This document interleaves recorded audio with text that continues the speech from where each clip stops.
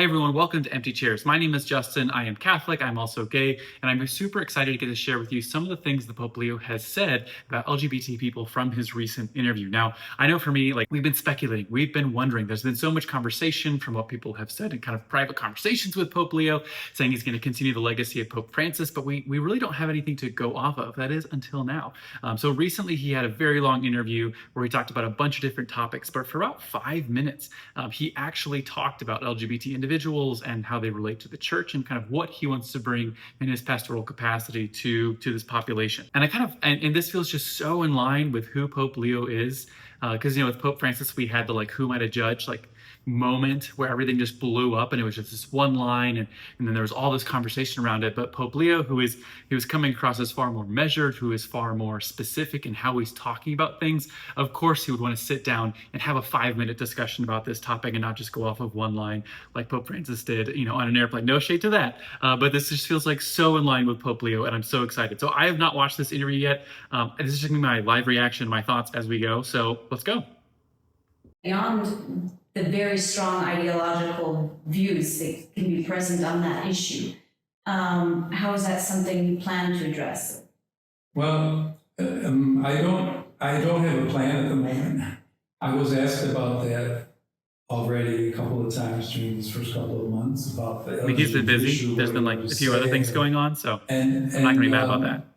I recall something that a cardinal from the eastern part of the world said to me, something before I was Pope, about the Western world is fixated, obsessed with sexuality, so that a person's identity for some people it's all about sexual identity, and for many people in other parts of the world, that's not a primary issue in terms of how we should deal with one another. I think he brings up a really good point right there. I think, especially, I live in the United States, especially the United States Church, we are so focused on us, and kind of we think that we're the world, and I think that we forget in other parts of the world, this is not a primary issue. This isn't a topic of conversation there. So I get that this is important. Obviously, this is literally what my whole platform talks about. But I think it's important to remember that as much as we think this is a pressing issue in our location, there's also a global conversation going on. And that just because we think this is super important doesn't mean this is actually important to the rest of the world. And the Pope is not the Pope of the United States or the Americas or of Europe. He's Pope of the world. And so he's owning that fact. Okay, cool. Let's go, Pope Leo. So that's, I confess that's on the back of my mind, because as was seen in the Synod, any issue dealing with the LGBTQ kinds of questions, that also is highly polarizing within the church.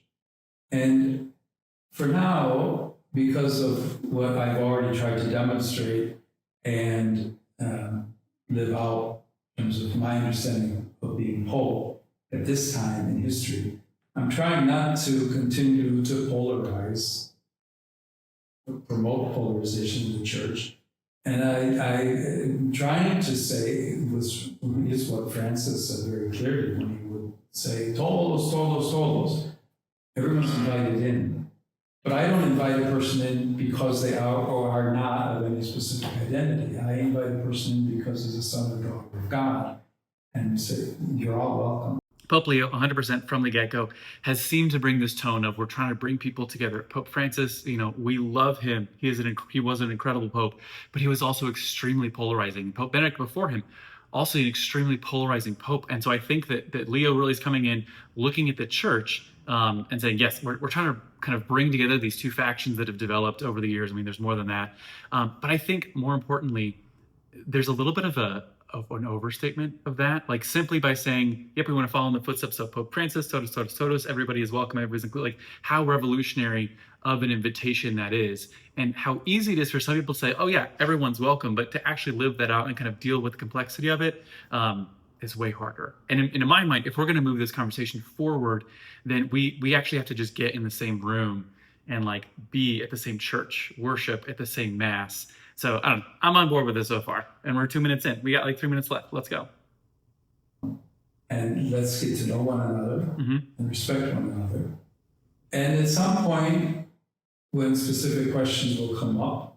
I mean, obviously, at some point, people want church doctrine to change, want attitudes to change. I think we have to change attitudes before we ever change doctrine. I find it Yes. Wait. highly unlikely. Wait, sorry. I need to watch that again. Okay, there was something he said there that was okay. People want church doctrine to change, want attitudes to change. I think we have to change attitudes before we ever change doctrine. I find it highly unlikely in certainly the immediate future that the church doctrine in terms of what the church teaches about sexuality, what the church teaches about marriage. I've already spoken about marriage. Is it Pope Francis? Okay, that is a wild thing that he said. Honestly, not even like looked at that much news. I'm sure other people have said stuff on this. From what I just said, from what I just heard, he said we have to change attitudes before we can change doctrine. I'm kind of shocked that he said that, because I think a lot of people would say like the doctrine on marriage when it comes to the Catholic Church is already set, that that's unchangeable. It's also interesting too, this is gonna be a little bit of a tangent, so buckle up with me. So he has recently said that he's gonna make John Henry Newman, right, is going to be a doctor of the church. And he wrote an amazing book, I'm like almost done with it right now, called The Development of Christian Doctrine. And essentially saying how the church has developed doctrine, how the beliefs that we hold today have existed from the beginning, and how those have come to be as they are today, right? Because like confession didn't exist for the first several, as we have it today, didn't exist in the same form the first couple hundred years of the church, right? The doctrine of the Immaculate Conception was not, in the form that we have it today for literally over 1,000 years of the church. Even the papacy, as we have it today, developed over the course of hundreds of years. So I do find it really interesting that he is giving, like, again, he hasn't talked about that here, but he is someone who is giving this nod to the fact that church teaching has developed, has kind of grown like a tree over the years to what we have today, and he's saying something like that. So I don't think we can take this, like, if he was going to come out and say that gay marriage is okay, I would be shocked. That's just not going to happen. And I think anybody who's hoping that is totally missing the Pope and how the church works. But the fact that there's even that openness to it, I don't want to say openness to it, but the fact that it's even like any sort of conversation here, I'm totally shocked by it. A little interesting note though, I think there's a reasonable case to be made. I'm speaking off the cuff here, so bear with me, that I think there's a reasonable case to be made that the church has spoken authoritatively on marriage, but not infallibly. Oh, sorry, let me rephrase that. I think it's, and I'm speaking off the cuff here, but I think it's very reasonable to say that when it comes to homosexuality, the church has not spoken infallibly on it. Somebody can go fact check me in the comments. But if we're looking at the very specific confines of what is infallible, we certainly have had lots of church documents on it, but we haven't had a pope speak ex cathedra from it. We have not had the synod speak authoritatively, like an ecumenical council speaking specifically, making a declaration on homosexuality, things like that. So again, the church has spoken authoritatively on the matter, but it hasn't spoken infallibly. So maybe that's kind of what he's referencing in terms of there is like wiggle room for what this means. I just find that interesting. I don't know what that means even. I'm gonna have to go think about that more. Fascinating. Okay. As did Pope Francis, when he spoke about a family being a man and a woman in solemn commitment, blessed in the sacrament of marriage. But even to say that, I understand that some people will take badly. And in Northern Europe, they are already publishing rituals of blessing people who love one another, is the way they express it. And which goes specifically against the document that Pope Francis approved. I'm a little surprised. So I have not done extensive research on this. I've spoken with somebody who is a part of one of these, the ritualized blessing of people of a same-sex couple. Again, talking with this guy in particular, he made it sound like it was only allowed in specific circumstances and in specific dioceses. It was not, because he's right. The document specifically condemns any sort of ritualized blessing ceremony when it's talking about blessing people who are in a same-sex relationship. I'm trying to use that verbiage right there. But I was under the impression that it was acceptable in a select number of dioceses, kind of like as a test run, almost, as it were, to kind of see how is this impacting the faithful? How is this impacting the church? Kind of what's the fruit of it? What are the priests or the bishops seeing? So kind of, like a trial run, seeing how this goes. So I'm like, I would be really interested to see what's going on there. Like, are these bishops just totally going rogue and saying it's from the Vatican? Is like Pope Leo just not aware of what's going on?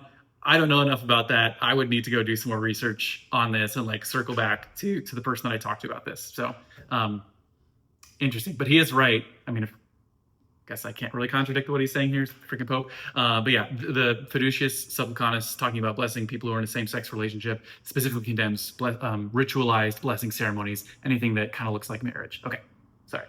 Pope Francis approved Fiducius Supplicans, which basically says, of course, we can bless all people, but it doesn't look for a way of ritualizing some kind of blessing, because that's not what the church teaches. It doesn't mean those people are bad people. Thank you. But I mean, I think it's very important, again, to understand how to accept others who are different than we are, how to accept people who make choices in their life and to respect them. I love this. So on board with this. But I do understand that this is a very hot button topic, and that some people will make demands to say, we want the recognition of gay marriage, for example, or we want the recognition of people who are trans, and to say, officially recognized, approved by the church. The individuals will be accepted, received. Any priest who's ever heard confessions will have heard confessions from all kinds of people, all kinds of issues, all kinds of states of life and choices that are made. But I think that the church's teaching will continue as it is, and no surprise there. That's okay. What I have to say about that for right now. It's very important. Families need to be supported. Okay, I think he kind of brings up a really interesting point, which is very much similar to what Pope Francis talks about in Amoris Laetitia. Oh my gosh, I'm totally blanking what the Latin means there, but it's all about like, but the reality, like, love in the world and in the church. And in that document, that's like a whole nother video there. But how Pope Francis talked about things was he really was bringing it back to like the local level and the local church in terms of handling situations. How that whole thing went out, there's a lot of questions about divorce, remarried, and receiving communion, and there's this back and forth with a bunch of bishops. Probably wasn't handled the best, but I do think that there's something to that idea of how are we handling this on the local level. Now, I think that there is a risk of that, of saying, oh, we can handle on the local level, and I'm not saying that a local priest can do whatever he wants, or a local priest can change church teachings.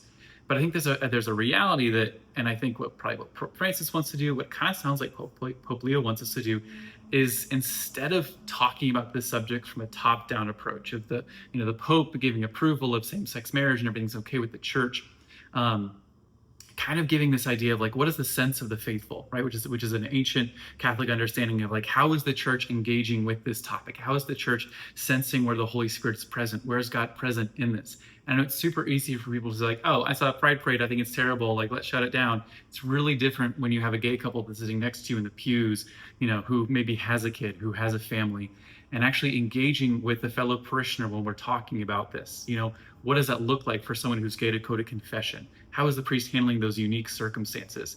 Again, we're not talking about how do we change definitions of sin, but how are we pastorally engaging with individuals on a pastoral level in our actual parishes? And I think that's kind of what Pope Leo wants us to consider. Instead of getting into all these arguments about doctrine and about dogma and kind of the church says this, the church doesn't say that, the church doesn't approve of me here. Like, how are we living out and acting as the family of God? How are we engaging with our fellow parishioners? How are we loving people where they're at? How are we respecting people regardless of their decisions? And remembering that we're all here moving towards God, moving towards heaven, doing our best to pursue holiness in our current state in life. And yes, the church has a specific teaching on what it believes to be, hey, this is the best path of holiness for people who experience same-sex attractions. But I think instead of thinking so black and white of like, okay, you are following all the church's teachings or you're not, to help and to walk with people who are in that gray. Okay, they might not be following all the church's teachings, but how are we still helping people pursue God to the best of their ability, even when it's imperfect, even if we don't think it's the way that they should be doing it? So instead of throwing out the baby with the bathwater, how are we still walking with people on their Christian journey? Okay, that's how I'm going to interpret what he's saying here. Maybe that's what I want him to be saying, but he's certainly not coming out with this super dogmatic, this is what the doctrine says, get in line, or, get kicked out. So I'm super grateful for that. Okay, let's talk about families. Families need to be supported. They call it the traditional family. The family is father and mother and children. I think that the role of the family society, which has at times suffered in recent decades, I think that once again has to be recognized, strengthened.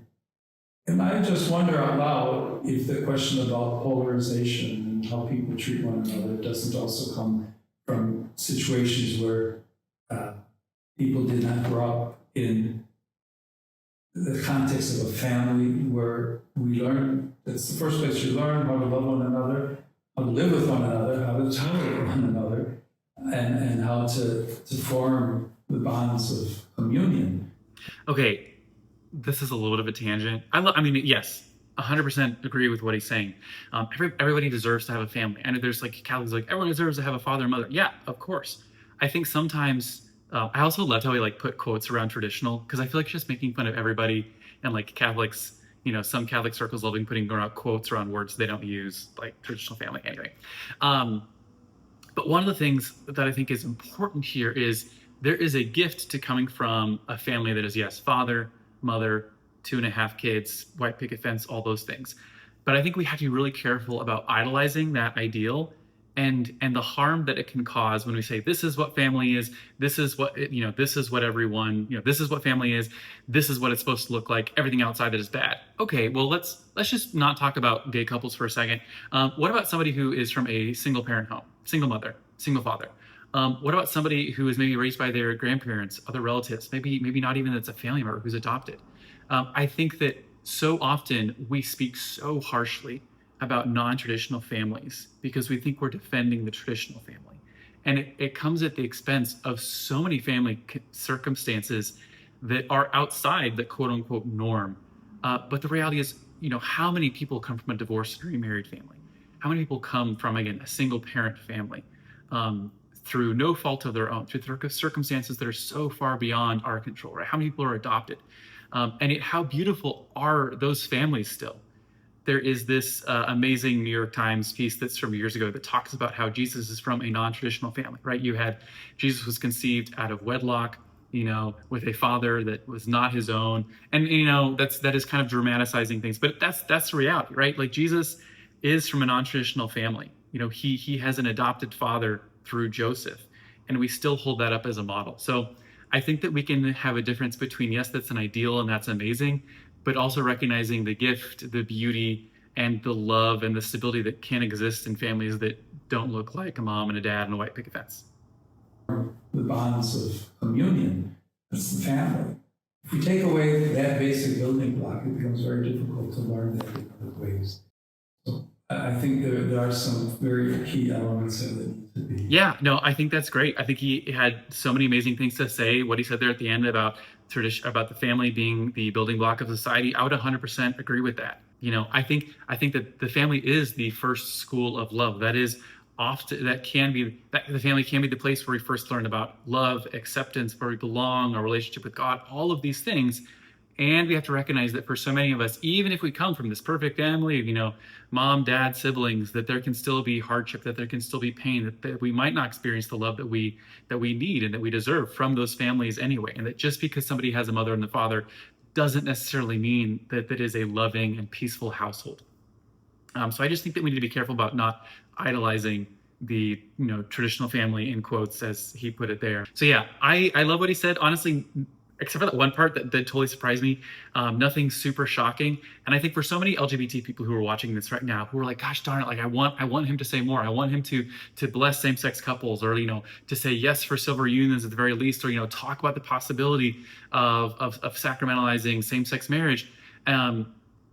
And it's we can get so focused on those things that are down the road. We're talking about a church that moves so incredibly slowly that for me, I have to stay focused on what are those small steps, that we have to change attitudes before we think about touching anything else. And the fact that we have a pope who is modeling conversation, who is modeling empathy, who is modeling engaging in this conversation, about recognizing the dignity of people, of honoring them, even if they're making choices that we don't 100% agree with. Like, that is foundational to living out a truly loving church, a church that is radical and transforming society. And so I think if we're looking for something really practical, something really tangible to take away from this, it's the reminder from the Pope that we belong. It's that challenge to everyone, whether you agree with how LGBT people live their lives or not, that you are called to make LGBT people feel welcome and to include them in your parish. And then the broader question and the broader conversation needs to happen, as Pope Leo talked about, was, okay, well, what does that look like? What does involvement, what does welcoming an LGBT person into my parish, into the Catholic community actually look like in 2025? That is the beautiful gift and the question that this era of the church gets to discover. So thank you so much. If you love this kind of content, give Empty Chairs a follow, like, and subscribe. And I look so forward to talking more about this amazing topic that I love, our wonderful Catholic Church, together with you in the future. Take care.